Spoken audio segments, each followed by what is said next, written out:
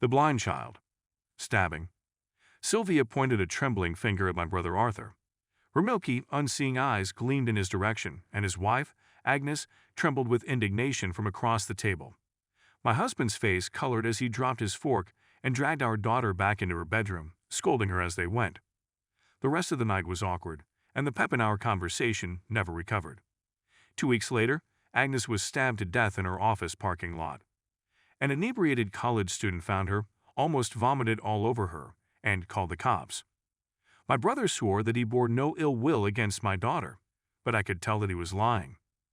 One day, the middle-aged woman who taught my daughter how to read her Braille called me. "Ma'am, I don't know what's going on, but your daughter's been whispering, 'electrocution, electrocution,' for the past half hour, and it's starting to distract her from her lessons. Could you please talk to her?" I did. Sylvia, in her 9-year-old lack of understanding, told me it was just a cool new word she learned at school. The death of an electrician made headlines the following week. It was a freak accident involving tangled wires and a bucket of water. Sylvia's teacher's face was blurred for privacy, but her voice was as familiar as anything to me. He was my partner, my soulmate. While my husband was working late, I called Sylvia into the living room. "Honey, is there anything Mommy should know?" She hesitated. "Honey, you know you can talk to me." She denied it once more. "I have no secrets from you, Mommy." My husband walked into the living room with his hair tousled and his eyes distant. Instead of rushing to hug her dad, Sylvia simply turned towards him. "Fire," she said. My heart stopped.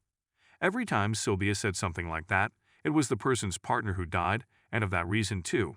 A fire? Was Sylvia merely making predictions, or was she putting a curse on me for snooping in on her business? Why this devil child? I grew paranoid, checked the appliances and electronics constantly, and cleared the house of any fire hazards. That was my life over the next few days. All the while, I kept my eyes on Sylvia. I had grown almost hateful towards my own daughter. My husband came home one night wounded and blackened with soot, while I sat in the living room and Sylvia listened to the radio beside me. "What's the matter?" I asked. He gulped. "One of my colleagues, her house caught fire.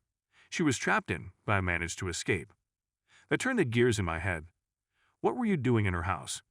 The expression on my husband's face was a sufficient admission of guilt. I opened my mouth to speak, no, to scream, but a smaller voice from beside me looked at me and whispered, "Poisoning."